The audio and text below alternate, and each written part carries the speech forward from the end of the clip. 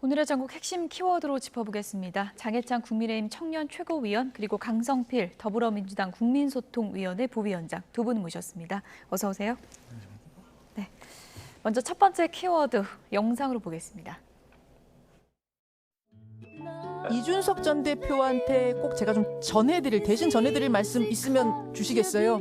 좀 만나서 듣고 싶다.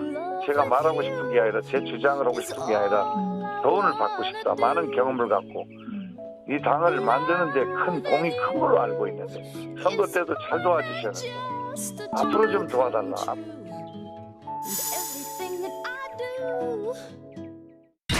김의원 위원장이 뭔데 유승민의 정치 매너나 정치 인생을 평가합니까? 이준석 만나 똑같아요. 가서 오히려 이준석 만나보니까 뭐 마음의 상처가 생각보다 크지 않아 이러면서 사람 평가하고 이러려고 할 겁니다. 사람을 평가할 게 아니라 혁신위원회에 필요한 얘기를 해야 되는데 당에다 쓴 약을 갖다 먹이겠다 이랬어요. 왜 당에다 먹여요? 대통령에 갖다 먹여라.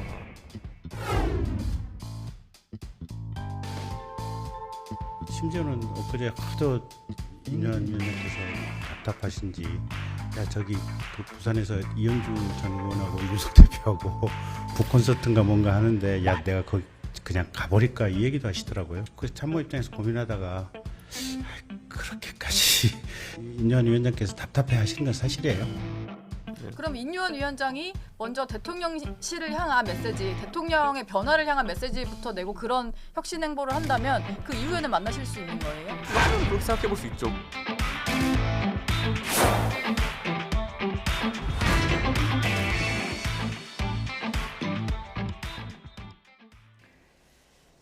네, 손을 내밀고 있는 인효한 위원장 그리고 그 손을 뿌리치고 있는 이준석 전 대표 영상으로 만나보셨습니다. 장해찬 최고위원님, 지금 인효한 위원장 분위기를 보면 계속 만나자고 할 것 같은데요. 이준석 전 대표는 계속 거절을 할까요?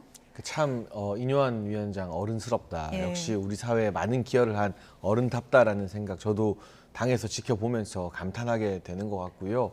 이준석 전 대표가 뭐 만나지 않겠다 이런저런 조건 붙이는 것 이게 딱 대비되는 장면인 것 같습니다. 국민들이 보시기에 당원들이 보시기에 누가 더 속이 깊고 통 큰 정치를 하는지 극명하게 대비되기 때문에 이런 부분들이 쌓여서 인효한 혁신에 대한 긍정적인 평가로 이어지게 될 것 같고 사실은 쉽지 않은 일임에도 불구하고 인효한 위원장이 이렇게 손을 내밀고 통합에 대해서 진정성을 보이는 것 자체가 혁신위가 당을 좀 변화시키는 하나의 어떤 방법이 아닌가 싶어서 저희도 최대한 인효한 위원장의 뜻을 존중하면서 많은 힘을 실어드리려고 합니다. 네. 뭐 그냥 만나자는 것도 아니고 이준석 전 대표에 대해서 정치 선배다, 가르침을 달라 이렇게 하면서 계속 이제 만남을 요청하고 있는 건데 이렇다면은 모양새상으로는 이준석 전 대표가 조금은 좀 곤혹스러울 수도 있을 것 같아요. 맞습니다. 이준석 대표로서는 아무래도 연배가 훨씬 있으신 인효한 위원장이 계속 만나자고 하는데 예. 무작정 뿌리칠 수는 없을 것입니다. 그렇기 때문에 이준석 전 대표가 선결 조건을 달았죠. 첫 번째로는 본인에 대해서 비난하고 있으신 당내 인사들에 대해서 조치를 취해달라. 예. 그리고 그 대표로서 그 대통령에게 향한 어떤 국정 전반의 어떤 변화의 쇄신의 모습을 보여달라라고 뭐 눈물로 호소하기까지 했는데요. 이러한 모습들이 국민들 보시기에는 당내 내부 분열로 보이기 때문에 국민의힘 주요 인사분들은 이준석 전 대표가 손당후사하는 마음으로 통합을 해야 된다라고 하고 있지만 예. 제가 보기에는 그 말로는 통합이라는 얘기를 강요하고 있는 것 같아요. 왜냐하면 그 이후에는 꼭 부정적인 사족이 달려 있거든요. 그래서 저는 정치도 사람이 하는 것이기 때문에 서로 간의 어떤 감정적인 요소가 많이 커졌다. 그래서 통합하기엔 너무 많이 멀리 오지 않았나 그렇게 보고 있습니다. 예. 결국은 만날 거라고 보십니까? 결국은 한 번쯤은 만날 것 같습니다. 한 번쯤은 만날 것 네, 같다. 그 그렇습니다. 시점은 어떻게 보세요? 시점은 조만간에 인효한 그 위원장이 예. 당을 향해서 어쨌든 본인의 그 임무도 혁신위원장이기 때문에 당의 쓴소리를 해야 되지 않을까요? 예. 네. 그런데 쉽지는 않아 보입니다. 이준석 전 대표의 뭐 요구 조건이라고 할까요? 정부의 쓴소리를 하는 혁신위가 된다면 나도 마음을 좀 열어보겠다 이런 얘기인데 인효한 위원장이 뭐 윤석열 정부를 향해서 쓴소리를 할 가능성이 있다고 보십니까? 충분히 할 수 예. 있죠. 그리고 민심을 청취해서 있는 그대로 전달하겠다라고 이미 밝힌 바 있고요. 다만 쓴소리의 기준이 이준석 전 대표가 하는 것처럼 무차별 난사가 쓴소리에 해당하는 건 아니잖아요. 정제된 언어로 민심을 전달하고 이런 부분은 조금 더 잘했으면 좋겠다라는 질책을 인요한 위원장과 혁신위가 얼마든지 할 수 있고 해야 한다고 봅니다. 저희도 만약에 혁신위에서 그런 쓴소리가 나온다면 당도 힘을 보태서 같이 이런 목소리를 정부에서 잘 들어주십시오라고 요구할 것이고요. 그런데 정치에 있어서 자꾸 조건을 내거는 거 이건 국민들 보기에 옹졸해 보입니다. 네가 뭘 하면 내가 해줄게. 예. 내가 뭘 하면 이렇게 해줘. 그러니까 정치가 그렇게 계산하듯이 조건 주고받는 게임은 아니잖아요. 그리고 인요한 혁신위원장이 우리 당 혁신위원장이 아니라고 해도 이 정도로 4대에 걸쳐서 우리 대한민국에 기여를 하고 또 이 전 대표가 강조했던 호남, 그 광주 민주화 운동의 시민군 통역을 했던 당사자이지 않습니까? 이 정도 되는 인물이고 원로라면 혁신위원장이 아니라고 해도 그냥 언제든지 만날 수 있는 인사인 겁니다. 그런데 이 만남에 이런저런 조건을 거는 것 자체가 몸을 잔뜩 웅크리고 있는 것으로 국민들에게 해석될 수밖에 없어 보입니다. 예, 이준석 전 대표 마음속에 이정표는 어느 쪽으로 향해 있을지 지금 민주당에서도 상당히 관심을 갖고 있는 것 같은데 우상호 의원 같은 경우에는 전해 들었다고 하면서 이준석 전 대표가 가장 두려워하는 것은 노원 공천이다 이렇게 얘기를 했더라고요. 맞습니다. 이준석 대표는 과거 오래부 전부터 노원에 대해서 애착을 가져왔습니다. 예. 본인이 국민의힘 소속으로 노원구에서 국회의원이 되는 것을 정치적 꿈이라고 표현도 했습니다. 하지만 지금의 상황은 많이 달라졌다고 봅니다. 왜냐하면 국민의힘의 이준석일 때 노원구 국회의원이 의미가 있는 것이기 때문입니다. 과거로 돌아가 보면 노무현 전 대통령께서 지역주의 타파를 주장하셨지 않습니까? 예. 그러면서 이런 큰 정치적인 목표를 가지고 성장을 하셨는데 이준석 대표도 그런 차원에서 노원구 공략을 험지로 공략을 하는 것을 목표로 삼았던 것 같은데 예. 지금의 국민의힘에서 예. 이준석 대표가 과연 예. 혹시 설마 노원구에서 당선이 된다고 하더라도 예. 본인의 당내 입지가 좁아져 있기 때문에 본인의 어떤 정치적인 어떤 배경이라든지 앞으로의 미래를 위해서는 당 밖으로 나와서 신당을 창당한다든지 예. 아니면 무소속 연대를 통해서 예. 정말 보수 정당이 누구인지 국민에게 심판받고 싶어 할 욕구가 크다. 노원이 그렇게 아닌 보입니다. 뭐 비례정당이나 대구 출마를 염두에 둔다는 말씀이신가요? 네, 그래 보입니다. 예, 뭐 이준석 전 대표 긴 정치 활동 기간 동안 이제 노원의 아들이라고 이제 본인을 소개해 왔고요. 이제 그간의 성적표를 보면 조금은 마음이 좀 복잡할 것도 같은데 그래픽을 좀 준비해 주시죠. 과거 이제 노원병에 이제 출마했을 때 성적표는 이렇습니다. 이제 3번의 쓴맛을 본 건데 이제 또 1위와의 격차도 상당했고요. 이준석 전 대표가 장해찬 최고위원님 당에서 노원 공천을 준다면 우상호 의원이 뭐 재미있는 결과가 나올 것이다 이렇게 얘기를 하기도 했는데 어떤 선택을 할 거라고 보세요? 본인이 지금 노원 공천 받는 걸 두려워하는 것이 아닌가. 그래서 이런저런 우상호 의원 핑계까지 대면서 아니 민주당 사람이 무슨 말을 못합니까? 우리가 언제부터 상대당 사람이 이렇게 카더라 하는 것에 대해서 신뢰성을 부여했다고. 그걸 핑계로 뭐 내가 이끈 당이 아니기 때문에 당선 가능성이 낮다라고 말하는 건 지금 도봉이나 중랑, 은평, 구로 노원 못지않은 험지에서 열심히 뛰고 있는 우리 당의 후보나 당협위원장들에 대한 대단한 결례죠.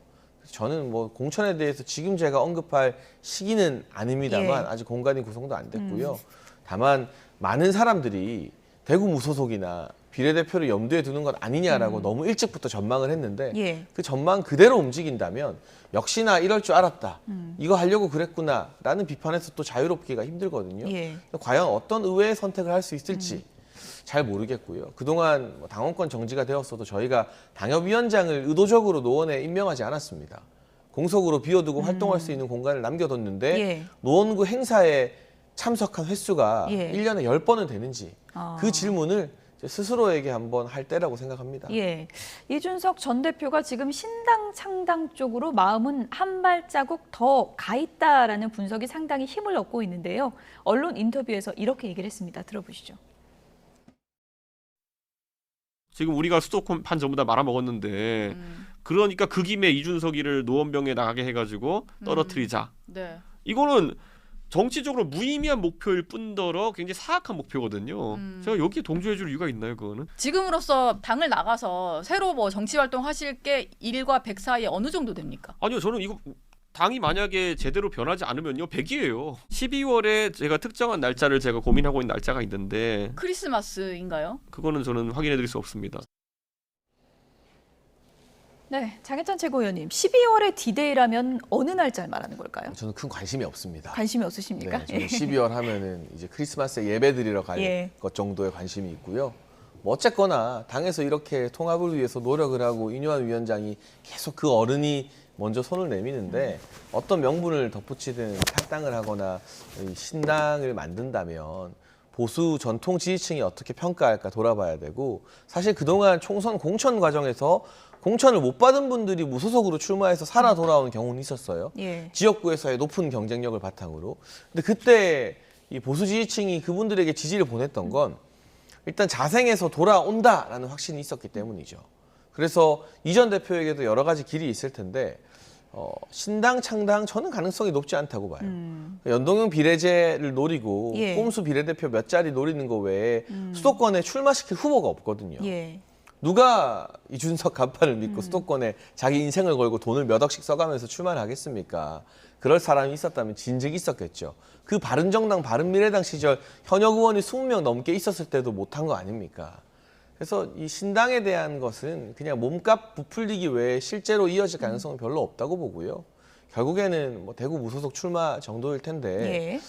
이게 대구에서 어느 정도 효과를 거둘 수 있을지 뭐 지나간 이야기입니다만, 제가 지난 전대에서 이준석 전 대표와 각 세우는 게 저의 전대 주요 전략 중 하나였는데 대구 경북에서 가장 높은 환호와 지지를 받았었거든요. 제가 대구 경북 민심도 뭐 지금 드러나는 지표나 본인 동성로에서 사진 찍어달라는 것과 다르게 예. 막상 투표장에 들어가면 만만치는 않을 겁니다. 네, 마음은 대구로 향했을 가능성이 높다라는 장혜찬 최고위원님의 분석인데, 만약 대구 쪽에 무소속으로 나온다면 이것이 긴 시간 노원의 아들이라고 주장해왔던 이준석 전 대표에게 정치적인 명분이 있을 것인가, 이 부분도 또 다른 문제인 것 같거든요.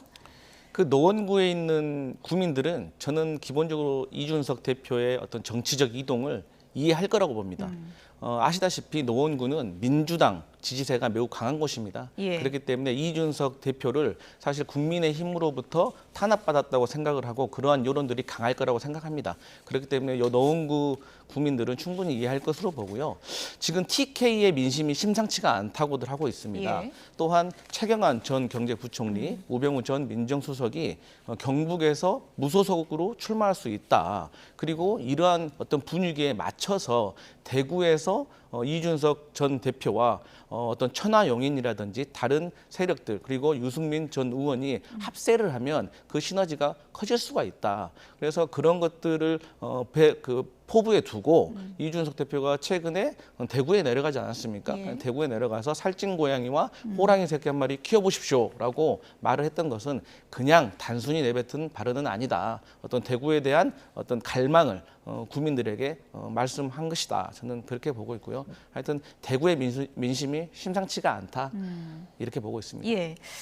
어쨌든 이준석 전 대표에게 계속 손을 내밀고 있는 이뇨한 혁신위가 오늘 이제 2호 혁신안을 발표할 계획입니다. 지금 뭐 구체적인 내용은 확정돼서 나온 건 없는 것 같은데 어떤 부분에 방점이 찍히는 건가요? 이뇨한 혁신위원장께서 희생이 주요한 키워드라고 예. 했으니까요. 아무래도 뭐 영남권이나 중진들에게 어느 정도 희생을 강권하는 내용이지 않을까 싶습니다. 그게 언론에 보도된 것처럼 뭐 3연임을 금지하는 방안일지 예. 또는 수도권 출마를 종용하는 방안일지 구체적인 건 저도 알 수가 없죠. 혁신위 내부의 토의와 의결을 거쳐야 하기 때문에. 다만 분명한 것은 어느 정도의 정치적 부담감을 이 3선 이상 혜택을 누린 중진들에게 드리겠다라는 방침은 확실한 것 같고요. 그 외에도 혁신위에서 국민 눈높이에 맞는 도덕적 기준을 대폭 높이는 것 등등이 논의되고 있다고 하는데, 저희도 사실 두렵기도 하고 떨리는 마음으로 2호 안건이 뭐가 나올지 지켜보고 있고, 예. 이게 아무리 강한 안건이라 해도 국민 눈높이에 맞아서 국민들이 박수를 보내면 지도부가 의결하지 않을 도리가 없습니다. 네, 그래서 이 혁신위의 안건이 가능하면 당내에서 또 많은 논란과 토론이 꼭 나쁜 건 아니거든요. 이런 감론을박을 일으킬 수 있는 좀 파격적이고 과감한 안건이었으면 좋겠다라는 개인적인 기대감 정도를 가지고 지켜보고 있습니다. 아마도 2호 혁신안은 핵심 키워드가 희생이 아닐까 싶은데요. 이뇨한 위원장이 오늘 아침 라디오에서 이렇게 얘기를 했습니다. 들어보시죠. 당신들이 얘기하는 윤핵관은 뭐 핵무기야 뭐야? 난 핵이라는 말을 왜 쓰는지 모르겠어. 예. 좀 점잖은 표현을 써. 그 나쁜 말이야. 예. 윤 대통령하고 가까운 분들, 예. 소통 많이 한 분들, 예. 그분들도 수도권에 좀 나와야 돼. 강제로 어떻게 할 수 있는 방안 같은 구체적인 방안 같은 거를 마련하는 게 있으세요? 그 길로 안 갈 수 없는 분위기를 만들어 버려야지. 그게 뭐 2호 혁신안, 3호 혁신안 이런 거 나올 수 있습니까? 조심해야 돼요. 아주 조심해야 돼요. 3선 이상은 뭐 안 된다. 공무원처럼 하자. 예. 그런데 예. 또 그중에 굉장히 존경받는 정치인이 있어요. 근데 무슨 자가를 채우는 룰을 만들어서 그래서 쉽게 이거 몇 선만 하면 끝내야 된다. 이거는 우리가 잘 생각을 해야 돼요. 이건 소위 말하는 윤핵관의 서울 출마를 윤핵관이란 말 소위 그만 쓰라니까. 말하는, 다시 교정해서 얘기해. 윤석열 대통령 진정으로 대통령 살아가면 예. 니부터 니부터 희생해라. 예. 왜 그러노 너? 경상도 말소리 와 그러노? 예. 네. 너부터 희생하라. 아주 강력한 2호 혁신안이 나오지 않을까 그런 추측을 해볼 수가 있는데 일단 윤핵관들 좀 서울 가라 이 얘기죠. 맞습니다. 아무래도 지금 윤핵관들의 향후 행보에 대해서 여야 그리고 국민들이 주시하고 있습니다. 아무래도 윤핵관들의 향후 총선에서의 역할 그리고 불출마를 하느냐 안 하느냐 공천 혁신을 하느냐 안 하느냐는 윤핵관들의 행보에 달려있기 때문입니다. 다만 저는 우려스러운 점이 얼마 전에 인요한 위원장께서 낙동강 하류는 뒷전에 물러서야 한다 이런 말씀을 하셨어요. 그러니까 당내에서 바로 반발이 있었죠. 예. 그러니까 그 다음에 농담도 못하냐 이렇게 말씀하셨어요. 예. 저는 매우 실망스러웠어요. 그럴 때는 이 엄중한 시기에 농담할 때입니까? 혁신위원장이 농담이 아니라 내가 틀린 말했냐. 나 이런 얘기 지도부와 대통령께 하겠다라고 강한 모습을 보여줬어야 한다. 그럼에도 불구하고 어쨌든 인효한 위원장께서 여러 가지 어떤 혁신의 모습을 보여주려고 노력하시는 것 같으니 기대해 보겠습니다. 네, 윤핵관 서울 출마 좀 하면 어떠냐. 지금 너부터 희생하라 이렇게 직접적으로 얘기를 했는데 윤핵관이 특별한 명단이 있는 건 아닌데 인효한 위원장의 마음속에는 몇 사람이 좀 있을 것 같기도 합니다. 근데 이제 공통된 예. 키워드가 읽히죠. 다선 중진, 영남, 윤핵관 이렇게 읽으면 예. 당으로부터 많은 혜택을 받았다. 그리고 현재 국민들이 바라봤을 때 기득권이다. 그러면 그분들이 먼저 뭔가 멋있게 희생하고 헌신하는 모습 보여줄 때만이 감동을 줄 수 있다라는 것이고요. 저는 그 농담도 못하냐라는 말을 완급 조절로 봤습니다. 처음부터 너무 강하게 일변도로 나가는 것이 아니라 예. 이분이 이제 호남 분이셔서 그런지 아주 능수능란해요. 예. 아까 저 라디오 인터뷰도 저 진행자가 만만한 사람이 아닌데 윤핵관 말 못 쓰게 근데 예. 기분 나쁘지 않게 그게 만들어 버리잖아요. 그러니까 뭔가 희생하라 출마하라 했다가 또 한 번 접었다가 다시 갔다가 분위기를 계속 그렇게 몰아가요. 예. 그러니까 온 언론이 지금 다 이거 윤핵관이라는 분들이나 영남 중진들이나 수도권 출마하는 거 아니냐 이미 그렇게 쓰고 있거든요. 그러면 이런 분위기에서 안건이 나왔을 때 그걸 지도부가 안 했다고 하기가 거의 불가능한 분위기예요. 그러니까 본인 말씀처럼 아주 능글맞게 좋은 뜻으로 분위기를 조성해가고 있는 거죠. 그냥 정치력이 꽤 깊다, 뛰어나다라는 생각을 할 수밖에 없고 저는 당에서 반발이 터져 나오는 것도 긍정적이라고 봅니다. 왜냐하면 당의 국회의원들이 반발 안 하는 혁신안은 하나만한 혁신이에요. 반발이 있고 저항이 있어야만 그게 의미가 있는 혁신이거든요. 근데 그 저항을 지도부가 고심 끝에 혁신이 손을 들어주면서 누를 때 또 국민들이 야 국민의힘이 조금이라도 변하는구나 하실 수 있기 때문에 예. 당에서 반발이 있고 말고는 그렇게 큰 문제는 아닌 것 같습니다. 어차피 사면 대상자들도 반발했는데 예. 그게 큰 문제가 아니었던 것처럼요. 예. 대통령 사랑하면 너부터 희생해라. 와그라노 이런 표현까지 썼는데 일단 윤핵관 명단이 딱히 나와 있는 건 아니지만 어쨌든 대표적인 윤핵관 장제원 의원을 향해서도 메시를 던진 게 아닌가 이런 해석이 나오고 있습니까? 맞습니다. 방금 장해찬 최고께서 말씀하셨듯이 윤핵관이라고 명단은 없지만 사실 영남이라든지 다선이라든지 지역구를 보면 누구나 예상을 쉽게 할 수 있는 거죠. 근데 이제 윤핵관 중에서도 장제원 의원이 얼마 전에 이제 의미심장한 말을 남겼죠. 그런데 장제원 의원 같은 경우도 제가 생각했을 때는 불출마를 던지고 아무래도 내각으로 들어갈 수도 있지 않을까 그런 예상도 한번 해봅니다. 왜냐하면 너무나도 노출이 많이 됐습니다. 예. 그렇기 때문에 초미의 관심사를 가지고 있고 어쩌면 그 장제원 의원이 그런 정도의 불출마를 보여주는 것이 하태경 의원 이후에 당내의 어떤 중진들의 어떤 윤핵관들의 이미지를 개선하고 당내에 활력을 불어넣을 수 있는 그런 출발점이 될 수 있지 않나 예. 그렇게 예상하고 있습니다. 2호 혁신 안건의 이제 핵심 키워드가 희생이 된다면 대표적인 뭐 윤핵관이나 영남 다선 이런 분들의 행동이 잇따라야 이 안건이 좀 의미가 있어질 텐데 그런 움직임이 있을지 좀 지켜보겠습니다. 그런데 이런 움직임이 있는데 지금 이철규 사무총장이 인재영입위원장으로 다시 온 것을 두고 지금 핵심 윤핵관 돌아온 거 아니냐 이렇게 또 비판하는 시각이 많거든요. 근데 사실 비판하는 분들이 이철규 의원이 했던 것과 같은 성과를 좀 올리고 이야기를 했으면 좋겠어요. 인유한 위원장도 사실 이철규 의원과의 오랜 관계를 바탕으로 당에 참 어려운 시기에도 불구하고 혁신위원장으로 와주셨거든요. 뭐 일부 언론에서는 김한길 위원장의 추천이 아니었느냐라는 시각도 있었습니다만 제가 아는 바로는 지난 8월부터 우리 국민공감 모임에 모시고 온 것도 그리고 이번에 혁신위원장으로 영입하는 데 설득한 것도 이철규 의원이 주도적으로 역할한 것이었습니다.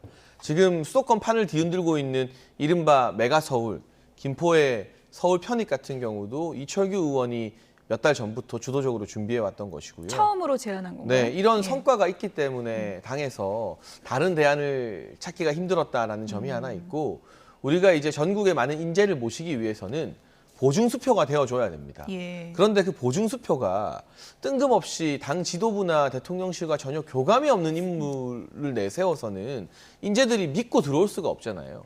내가 당에 들어왔을 때 이를테면 뭐 공정한 경선이나 공천 등에 대해서 힘이 되어줄 수 있는 사람이 인재영입위원장이어야 한다는 현실적인 이유도 있고요. 세 번째로 제가 이제 이철규 인재영입위원장 사무총장 때부터 쭉 같이 일을 해오지 않았습니까?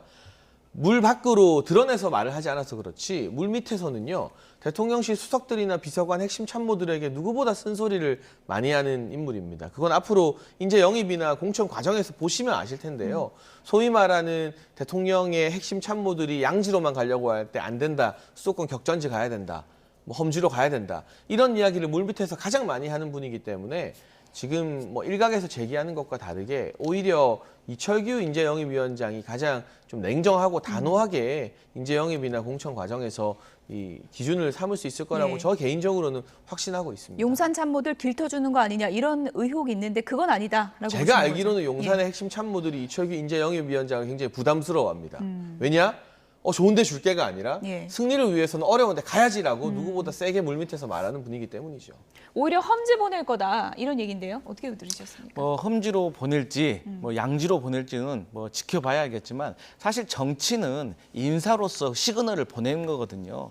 그래서 밖에서 봤을 때 국민의힘의 인재영입위원장으로 이철규 전 사무총장이 인선된 것에 대해서는 돌고 돌아 다시 이철규냐 식구만 늘었다 혹은 윤심이 드디어 작동하는구나.